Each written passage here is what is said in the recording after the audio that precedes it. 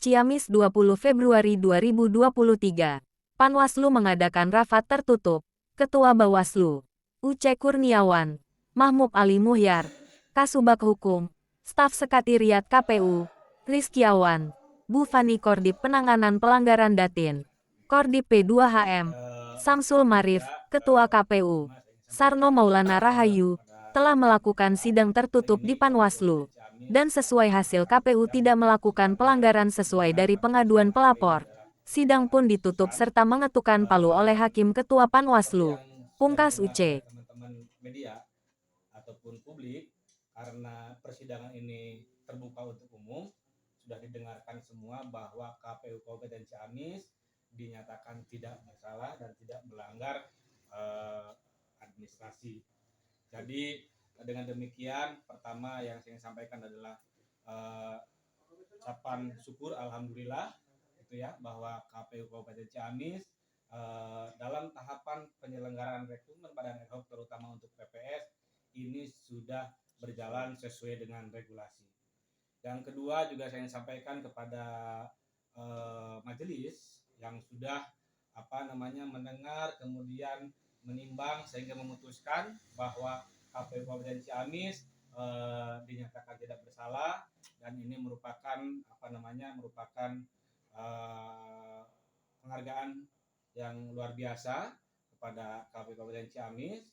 Nah, selanjutnya juga yang ketiga saya ingin sampaikan kepada publik terutama masyarakat Kabupaten Ciamis bahwa ini adalah proses edukasi politik, ini adalah proses proses bagaimana tahapan penyelenggaraan pemilu di Kabupaten Ciamis dilaksanakan dengan secara terbuka dan transparan, sehingga apapun yang terjadi publik bisa menilai, publik bisa melihat. Sehingga dengan adanya persidangan ini saya ucapkan terima kasih terhadap seluruh masyarakat Kabupaten Ciamis yang sudah memberikan kritik, saran serta masukan dalam rangka proses pelaksanaan tahapan pemilu di Kabupaten Ciamis. Mudah-mudahan proses ini adalah bagian dari bagian dari ikhtiar kita semua, khususnya KPU Kabupaten Ciamis, kemudian juga Bawaslu Kabupaten Ciamis, sehingga kita semua bisa melaksanakan semua tahapan.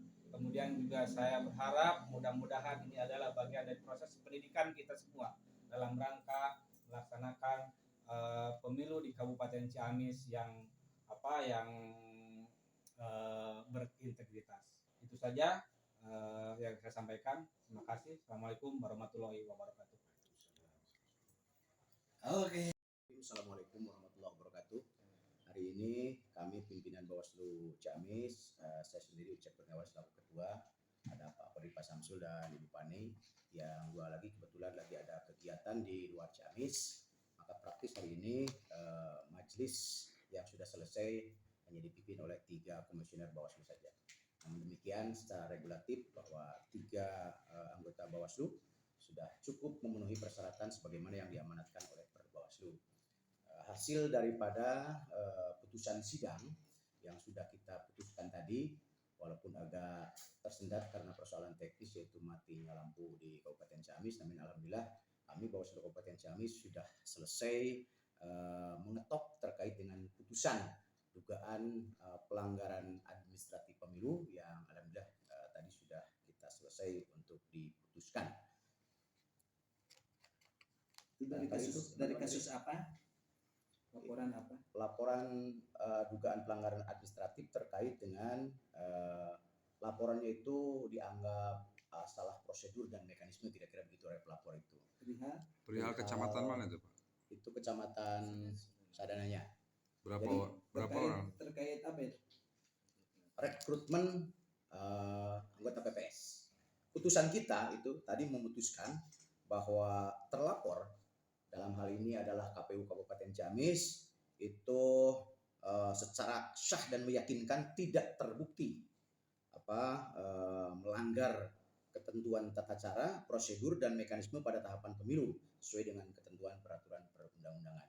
Itu kita dapat setelah kita 4 kali melakukan persidangan, termasuk juga sudah melakukan penggalian di pemeriksaan dari terlapor khususnya kan begitu. Harapannya Pak ke depan Pak untuk program ini?